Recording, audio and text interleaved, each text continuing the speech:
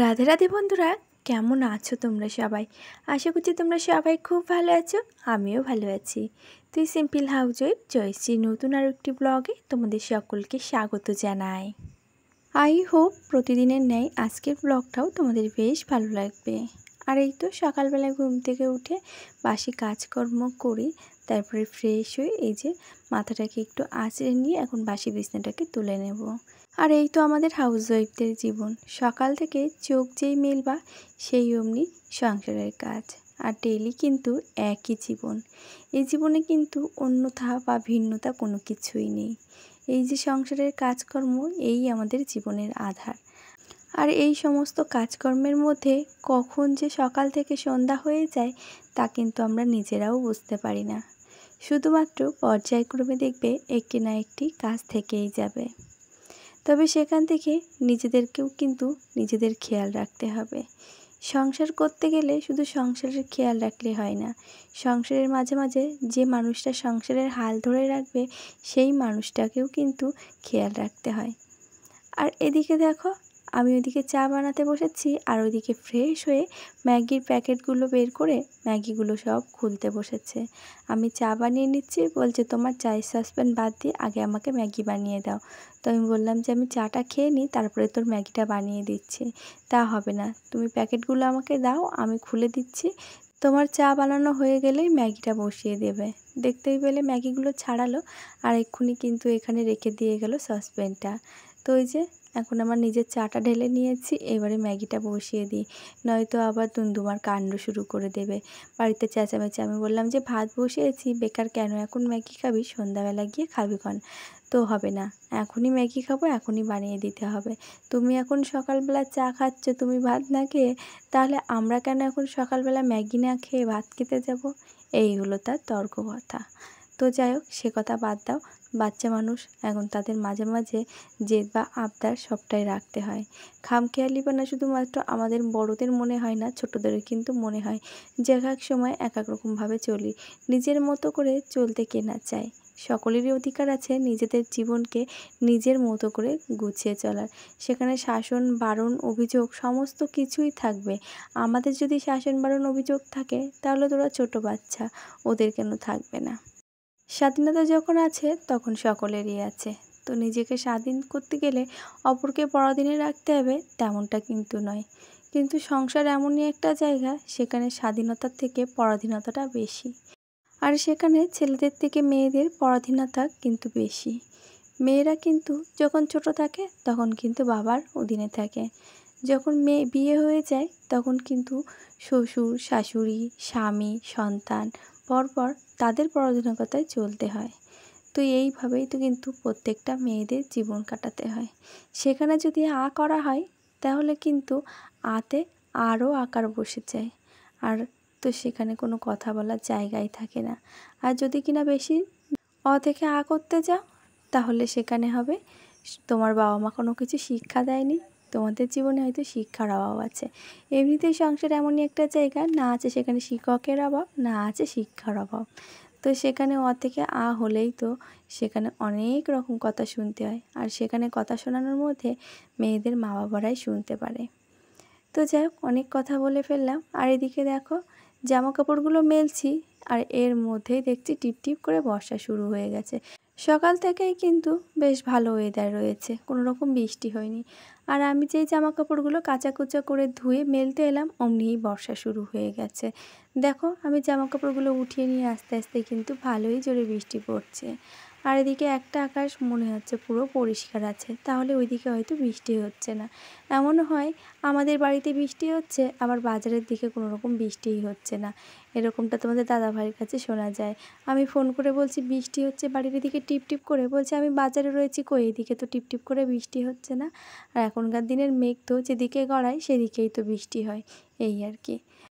আর উপরে জামা কাপড়গুলো আর মেলিনি, বালতি ভরে রেখে এসেছি, থাক বালতির মধ্যে, যখন দেখবো রোদ্দুর হচ্ছে তখন কেড়ে মেলে দেব। তবে বৃষ্টিটা যেন বেশিক্ষণের হয় না। বৃষ্টিটা ওই 5 থেকে 7 মিনিট কি 10 মিনিটই হলো, তো সেখানেই কিন্তু আবার ক্ষান্ত দিয়ে দেয়। আবার এখন কিন্তু বৃষ্টি বন্ধ হয়ে গেছে। আর ওইদিকে একজনকে রেডি করে দিয়ে অপরজনকে আবারও রেডি করতে হচ্ছে। ভাইসোনাকে রেডি করে দিয়েছো, তাহলে আমাকে কেন রেডি করে দেবে না? তো এই আর কি। তো প্রতিদিন তো আমি আমার মতো করে রেডি হই, আজকে কিন্তু ভাইসোনার মতন আমাকেও রেডি করে দিতে হবে। তো বাচ্চা মানুষ, সে সেখানে আবদার করেছে, এদিকে কিন্তু আমি বকবক করেই যাচ্ছি। বড় হয়েছে, বুড়ো ধাড়ি হয়ে গেছে, তাকে আবার জামা কাপড় পরিয়ে দিতে হবে। সে নিজের জামা কাপড় নিজে পরতে পারে না। ভাইসোনার সঙ্গে তুই কেন তোর তুলনা করিস? তুই কেন এখনও বড় হলি না রে? তুই কবে যে বড় হবি আর কবে যে আমার কথা শুনবি? তো সেইখানে কি উত্তর দিচ্ছে জানো তো? তোমার কথা শুনি না তো কার কথা শুনি? তুমি তো কিছু বললেই অমনি চেঁচিয়ে পড়ো। তো তোমার চেঁচানোতে তো কোনো কাজও করতে পারি না। এই হলো তার জবাব। তো তারপরে স্কুলে চলে গেছে। একটু একটু টিপ টিপ করে বৃষ্টি হচ্ছিল। উপরে একবার গেলাম সাহস করে যে জামা কাপড়গুলোকে মেলবো। তো আকাশ দিকে তাকিয়ে দেখি হালকা হালকা বৃষ্টি পড়েই যাচ্ছে। আবার এই যে এখন রান্না বসিয়েছি, এখন আবার বেশ ভালো রোদ্দুরও বেরিয়েছে। তো ভাবছিলাম যে রান্নার ফাঁকে গিয়ে জামা কাপড়গুলো এক সময় মেলে দিয়ে আসবো। তো ভাবলেই কি আর সব কাজ করা সম্ভব হয়? রান্নাঘরে যদি একবার ঢোকা হয় তাহলে কিন্তু সেখান থেকে ফুরসত মেলে না। তো আগে ভেবেছিলাম যে মাছগুলো ধুয়ে নেব, তো দেখেছিলাম বরফ ছাড়ায়নি, তাই ভাবলাম একটু ওয়েট করি। এই যে কতদিন চিংড়ি মাছ আর হচ্ছে তোমার ওই কী মাছ বলে ওটাকে, চেলা মাছ। তো এই দুটো মাছ নিয়ে এসেছিলো, তো কিছুটা রেখে রেখে দিয়েছিলাম। এখন আজকে সেইগুলোকে আবারও কেটে বেছে ধুয়ে রান্না করব। ওইদিকে ভাতটাকে ফুটিয়ে নিয়ে ওই সাইডে রেখে দিয়েছি গ্যাসটাকে অফ করে। আর এদিকে দেখো চিংড়ি মাছগুলোকে ধুয়ে এনে লবণ হলুদ লাগিয়ে নিয়েছি। আর এখন চিংড়ি মাছের একটু ঝোল বানাবো। তো তার জন্য অল্প অল্প সর্ষে পোস্ত লাগবে। তো ওই জন্য অল্প চিংড়ি মাছ অল্প লাগবে, তার জন্য ভাবছি এতটুকু মশলা তো মিক্সিতে দিলে এই সর্ষে কি পোস্ত কি কোনোটাই বাটা হবে না। তার জন্য এখন আবার শিলপাটা নিয়ে বসে পড়েছি সেই মশলাটাকে বাটতে। যেখানে 2 ঘষা মারলেই হয়ে যাবে, সেখানে কেন বাবু আমি মিক্সিং জারে গিয়ে ওই খেজড়া বাটা করতে যাব? তার জন্য কিন্তু আমি শিলপাটাই ঘষে নিলাম। বেশিক্ষণ কিন্তু লাগলো না, ওই যে 2 বার ডলা দিলাম তাতে করেই হয়ে গেছে। এমনিতেই সর্ষে বাটতে বেশিক্ষণ সময় লাগে না। তো এই দেখো এদিকে চিংড়ি মাছটাকে হালকা একটু ভাজা ভাজা করে নিয়েছি। এখন এই যে 1 বাটি জল দিয়ে দিলাম। এবারে একটু ফুটে টকবক করে তারপরে এই যে কিছু কাঁচা লঙ্কা চিড়ে দিয়েছিলাম, তো দিয়ে তারপরে নামিয়ে নিয়েছি। তো এদিকে একটু আবার ঝাল ঝাল না হলে বাবুরা আবার খেতেও চায় না। আর ওই ঝোলটা সম্পূর্ণ বানিয়েছি 2 ছেলের জন্য। ওরা আবার এই যে চেলা মাছ বলো, এটা খেতে চায় না, এটা প্রচুর পরিমাণে কাঁটা। বড়বাবু তবুও মাছ খায়, ছোটোবাবু তো বলি আগাগোড়াই ও মাছ খায় না, শুধুমাত্র চিংড়ি মাছটাই খায়। আর এদিকে সেই কড়াইয়ের ভেতরে দিয়েছিলাম জল, আর এদিকে আমার শাশুড়ি মা কুমড়ো শাক, কাঁঠালের আঁটি আর আলু, এই 3টে সবজি একসঙ্গে একত্রিত করে কেটে দিয়েছে। সেটাকে এখন এই সে জলের মধ্যে লবণ হলুদ দিয়ে সিদ্ধ করতে বসিয়ে সেই জামাকাপড়গুলোকে এখন এলাম মেলতে। ভাবলেই তো সব কাজ সবসময় করা যায় না। ভেবেছিলাম কত আগে থেকে যে জামাকাপড়গুলোকে মেলবো। তো জানো তো ওই মেলতে মেলতে একবার এসে ঘুরে গেছি, তখনও দেখি বৃষ্টি আসছে। আজকের বৃষ্টিটাও তেমন হচ্ছে, মাঝে মাঝে থেকে থেকে ঝাপে ঝাপে বৃষ্টি আসছে। তো এখন বেশ ভালোই রোদ্দুর হয়েছে। তো যদি আধা ঘন্টা মতনও রোদ্দুর হয় এরকম, তাহলে কিন্তু জামাকাপড়গুলো জল শুকিয়ে যাবে। আর জামাকাপড়গুলোর জল যদি একবার একটু টেনে যায়, তাহলে কিনা খাটের স্ট্যান্ডে দিয়ে কিন্তু জামাকাপড়গুলো শুকিয়ে নেওয়া যায়। আবার জামাকাপড়ে জল থাকলে খাটের স্ট্যান্ডে দিলেও তো খাটের যে স্ট্যান্ডের কাঠগুলো, ওগুলো তো নষ্ট হয়ে যাবে। তো নিচে নেমে এসে ঝটপট করে এখন সবজি কেটে নিচ্ছি। আর এই সবজিগুলো কিন্তু জাস্ট এইমাত্রই নিয়ে আসলো তোমাদের দাদাভাই। আর এখন যা বর্ষা বৃষ্টি হয়েছে, গ্রামে থেকেও কিন্তু কোনো রকম লাভ নেই। চারিদিক দিয়ে বর্ষা বৃষ্টির জলে ভরে যাচ্ছে, আর তাতে করে জমিতে জল জমে যাচ্ছে, আর জমির ফসলগুলো সব নষ্ট হয়ে যাচ্ছে। পটল বলো, বেগুন বলো, উচ্ছে বলো, কাঁকরোল, ঝিঙে যাই গাছ আছে না কেন, যদি কিনা একবার খেতে জল উঠে যায়, তাহলে কী হবে, সমস্ত গাছগুলো কিন্তু মারা যাবে। জল যতক্ষণ থাকবে ততক্ষণ তো ভালো, যেই না জলের পরে রোদ্দুর হবে, তখন কিন্তু ওই যে গাছের গোড়াগুলো পচা লাগা শুরু হবে, আর তাতে করে সবজির দাম আগুন। এই যে বেগুন নিয়ে এসেছে, 4টে 6টা বেগুন নিয়ে এসেছে, বললো 80 টাকা। তাহলে কি খাবে বলো? গ্রামে থেকেই মনে হচ্ছে এখন লজ্জার ব্যাপার যে এত দাম দিয়ে সবজি কিনে খেতে হচ্ছে। আর এই তো সবজি কেটেছি, আর এরই মাঝে কিন্তু আমি শাকটাকে সিদ্ধ করে লাভিয়েও নিয়েছিলাম। তো এখন এই যে ফোড়নে 5 ফোড়ন দিয়েছে, আর একটু শুকনো লঙ্কা ফোড়ন দিয়ে সিদ্ধ করা শাকটাকে দিয়ে দেব। অনেকেই আবার এই শাকের ভেতরে রসুন খায়, তো আমাদের বাড়িতেও খায়, তবে এখন রসুন বাছার সময় নেই বলে শুধুমাত্র 5 ফোড়ন দিয়ে নিরামিষ রান্না করে নিচ্ছি। আর এটা কিন্তু খেতে দারুণ হয়েছিল। আর ওদিকে ভাতটা সেই ফুটিয়ে রেখে দিয়েছিলাম, এখন দেখলাম গ্যাসটাকে আর অন করা লাগলো না, ভাতটা এমনি এমনিই হয়ে গেছে। আর এর মধ্যে লোডশেডিং হয়েছিল, ওই জন্য তোমাদের সঙ্গে কিছু সময় শেয়ার করতে পারিনি। আর এদিকে দেখো তোমাদের সঙ্গে কথা বলতে বলতে কিন্তু আমার মাছগুলো ভাজা হয়ে গেছে। এখন ভাবছি বেগুন দিয়ে ডাঁটা দিয়ে যখন তরকারি করব, ওর ভেতরে বেশ কিছুটা বড়ি দিয়ে দিই। অনেক দিন হয়েছে বড়ি খাওয়া হয় না, আর বড়িগুলো তো আছে সেই শীতকাল থেকে, ওই যে মাঝে সাঝে একটু রোদ্দুরে দেওয়া হয়, তো সেই জন্য কিন্তু ভালো আছে। এই যে আজকে যতটা রান্না করছে, গত দিনের জন্য আবার বেশ এতটাই রয়েছে, আর একদিন খেলেই শীতের বড়ি ফুরিয়ে যাবে। আর এদিকে দেখো মাছের তেলে কিন্তু বড়িটা ভেজে নিয়েছি, আর এখন এই যে একটু অল্প তেল অ্যাড করে ওর ভিতরে কালো জিরে আর গোটা জিরে ফোড়ন দিয়ে এখন এই যে বেগুনটাকে, আলু আর ডাঁটাটাকে ভালো করে একটু ভাজা ভাজা করে নেব। আর এর ভিতরে দিয়ে দেবো একটু লবণ, যাতে করে বেগুন সবজিটা একটু নরম হয়ে আসে। অনেকে আছে বেগুন সবজিতে কিন্তু পেঁয়াজ রসুন আদা অনেক কিছু দিয়েই খায়, তবে আমাদের বাড়িতে না সব সবজিতে পেঁয়াজ রসুন আদা খায় না, ওই কিছু কিছু জিনিসেই খাওয়া হয়, তাছাড়া নয়। বেগুনের সবজিতে কিন্তু শুধুমাত্র পেঁয়াজ রসুন আদা আমার মনে হয় যখন শুধু নর্মাল বেগুন রান্না করা হয় তখনই ঠিক আছে, তা নয়তো মাছের সাথে ওই যে বেগুনের যে পেঁয়াজ রসুন আদা দিয়ে তরকারি রান্না করা, সেটা যেন একদমই ভালো লাগে না, কেমন একটা অখট ব্যাপার লাগে। আর এদিকে দেখো বেগুনটাকে ভালো করে কষিয়ে নিয়ে তার ভেতরে এই যে জল ঢেলে দিয়েছি, আর এখন এই যে কয়টা কাঁচা লঙ্কা চিড়ে দিচ্ছি। আর নামানোর আগে একটু ভাজা জিরে দিয়ে দেবো, ব্যাস আমার বেগুনের তরকারি রেডি হয়ে যাবে। আর এইভাবে বেগুনের তরকারি একদিন করে খেয়ে দেখো, দারুণ হয়। আর যদি কিনা চিংড়ি মাছ কিংবা কোনো নোনা মাছ হয়, তাহলে তার কোনো কথাই নেই। আর এদিকে বেগুনটাকে ঢাকা চাপা দিয়ে একটু ফুটিয়ে নিয়েছিলাম, যাতে করে বেগুনটা সিদ্ধ হয়ে আসে। আর তারপরে এই যে বড়ি আর মাছটাকে দিয়ে একটু ফুটিয়ে নামানোর আগে হালকা একটু চিনি দিয়ে তারপরে কিন্তু আমি নামিয়েছিলাম। যেহেতু বেগুন জিনিসটা একটু খাড়, আর সেখানে লবণ লঙ্কা যখনই পড়ে তখন দেখবে একটা অকট ব্যাপার লাগে, আর যেই কিনা মিষ্টিটা ফেলে দেবে তখন দেখবে ব্যালেন্সটা ঠিক হয়ে যাবে।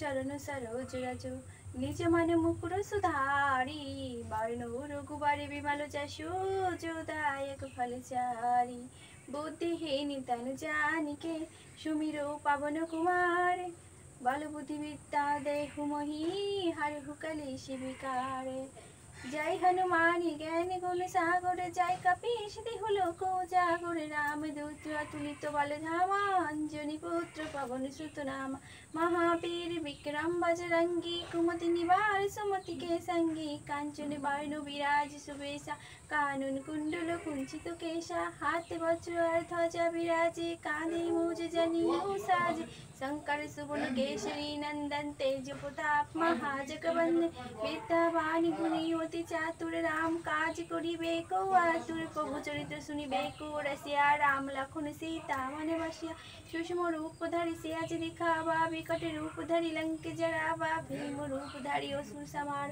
रामचंद्र की काज सवारे लाई सजीवनी लखन जियारे श्री रघुवीर हनुषिउर लाए रघुपति के ने बहुत बड़ाई तुम मम प्रिय भरतई समुभाई सौष बदन तुम रोजस गावे अष्ट श्रीपति कंठ लगावे सनकादिक ब्रह्मादि मुनीसा नारद सारद सैतानीसा जम कुबेर दिखे पाल जहाते कवि कबीति कही सकी कहाते कुम्भ पुकार सुग्रीव कीना राम मिलाए राजपत दीना तुम्हारी मंत्रणा विभीषण माना लंकेश्वर में सब जग जाना जुग सहस्त्र और जल पर भानु लीलो अदाई मधुर फल जानू प्रभु मूर्ति का मेली मुखबाई जलधि रंगे गई अचरज नाई दुर्गम काज जगत के जेते सुगमायु गुरु तुम्हारी देते राम दुआरी तुम रखवारी होक न आज्ञा बिन पैसारी सब शुक्ला ही तुम्हारी शैना तुम रक्षक का हो को डरना आपुन तेज समारू आपुन तीनों लोक हाथ पे कापे भूत पिशाच निकट नहीं आवे महावीर जब नाम सुनावे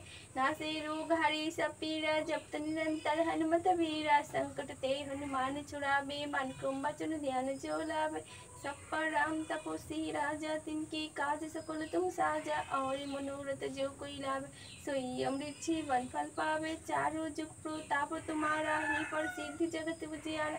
साधु संत की तुम रखवारे, असुर निकंदन राम दुआर। अष्ट सिद्ध नवनिधि के दाता, सबर दीन जानकी माता। राम रसायन तुम्हारी पासा, सदा रहो रघुपति के दासा। तुम्हारी भजन राम को पावे, जन्म जन्म के दुख बिसरावे। अंधकार रघुबर बुर जाई, जहाँ जन्म हरि भक्त कहाय। और देवता चित्त न धरहि, हनुमत से सर्व सुख करई। संकट काटे मिटे सब पीरा, जो सुमिरो हनुमत बलबीरा। जय जय जय हनुमान गोसाई, कृपा करो गुरुदेव की नाई। जो सतबार पाठ कर कोई, छूटे बंदी महासुख बोई। जो अनपार हनुमान चालीसा, ओई सिद्धि साधी गौरीसा। तुलसीदास सदा हरिचेरा, प्रिय जयनाथ हृदय महडेरा।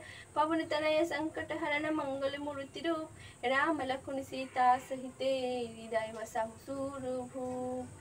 बोलो सीता रामचंद्र की जय, बोलो सीता रामचंद्र की जय, बोलो सीता रामचंद्र की जय। जय राम जय हनुमान जय। আর আজ ছিল শনিবার, ওর জন্য কিন্তু হনুমান চালিসা পাঠ করে নিয়েছি। আর এটা শুধু শনিবার মঙ্গলবার বলে কথা না, আমি কিন্তু প্রতিদিনই হনুমান চালিসা পাঠ করে থাকি। আর তারপরে এখন হয়েছে সন্ধ্যা, এখন সন্ধ্যায় সকলের জন্য একটু চা বানাবো। তো চলো এর সাথে কতদিনের ভিডিওতে করা বেশ কিছু মিষ্টি মিষ্টি বন্ধুদের নাম নেওয়া যাক। রাখি মিশ্রা, সঞ্জয় দাস, পূজা লাইফস্টাইল, শ্রেয়সী ব্লগ থেকে আমাকে জিজ্ঞাসা করেছে যে আমি ভিডিও করি বড় স্ট্যান্ড না ছোট স্ট্যান্ড দিয়ে। আমি দুরকম স্ট্যান্ড দিয়েই ভিডিও করি। আর কমেন্ট করেছিল মানসী রয়, সৌতিক দাস, দিয়া Dutta, Tumpa, Prarthana, food and fun, Amit Barma ID থেকে বনু। তোমাদের সকলকে জানাই অনেক ভালোবাসা, অনেক অভিনন্দন তোমাদের মূল্যবান সময় থেকে আমাকে এত মিষ্টি মিষ্টি কমেন্ট করার জন্য। আর এরই সাথে বলে রাখি আজকের ভিডিওটাও কেমন লাগলো একটা লাইক কমেন্ট করে জানাতে ভুলে যেও না। নতুন কোনো বন্ধু আজকে ভিডিওটি এই পর্যন্ত দেখে থাকলে ভালো লাগলে চাইলে চ্যানেলটিকে সাবস্ক্রাইব করে পাশে থাকতে পারো। আর পুরনো বন্ধুরা যারা অলরেডি এই কাজটি করে রেখে দিয়েছো তাদেরকে জানাই অসংখ্য ধন্যবাদ আর অনেক ভালোবাসা। আর তোমাদের এক একটা মিষ্টি কমেন্টই পারে আমাকে নতুন একটা ভিডিও দেওয়ার জন্য মোটিভেট করতে। তো দেখো এদিকে চাটা সকলের জন্য নামিয়ে নিয়েছি। আর এই বর্ষা বৃষ্টির ওয়েদারে গরম গরম আদা চা একদম জমে যাবে। তাহলে চলো বন্ধুরা আজ আসি, সকলে খুব ভালো থেকো, আবারও দেখা হবে।